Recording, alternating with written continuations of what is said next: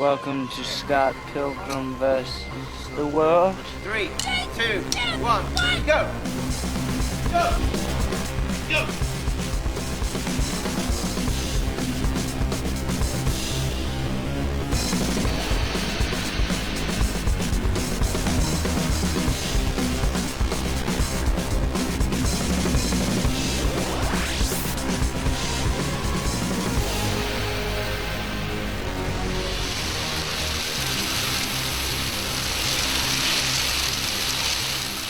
Scott Pilgrim!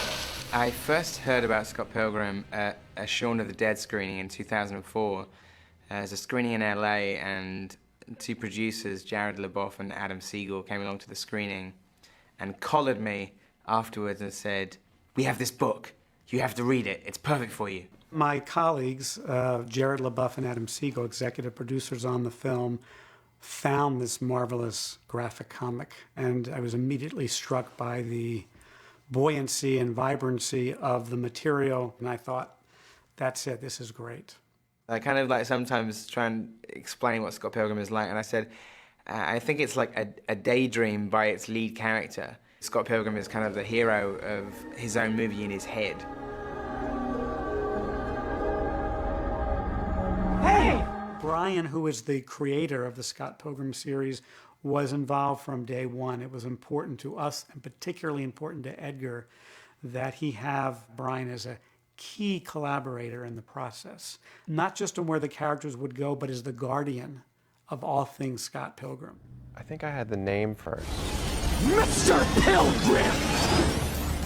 There was a song that I liked, and I liked the name.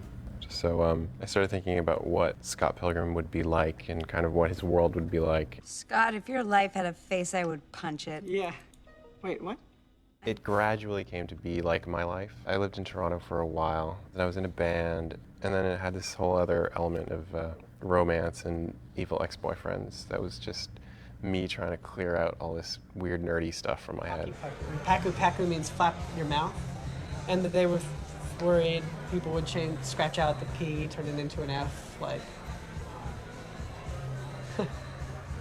Yeah, that's amazing. Generally, I write a script. It's like a film script. And then once that's together, I kind of have this slow, fractured process of turning it into artwork. And it's very confusing, and it changes every time. It's unscientific. There are some comic book adaptations where the originators are not involved or don't want to be involved. And I think if that had been the case with Brian, I probably wouldn't have done the film at all. He's the best guy. He hasn't been defensive of his work. He's been really trusting and at the same time very honest if he doesn't love something. So I think the three of us have worked together really well. Taking the sensibility of Edgar Wright before I even knew what he wanted to do with it and applying it to that material, I knew in an instant that this could be quite a combustible combination.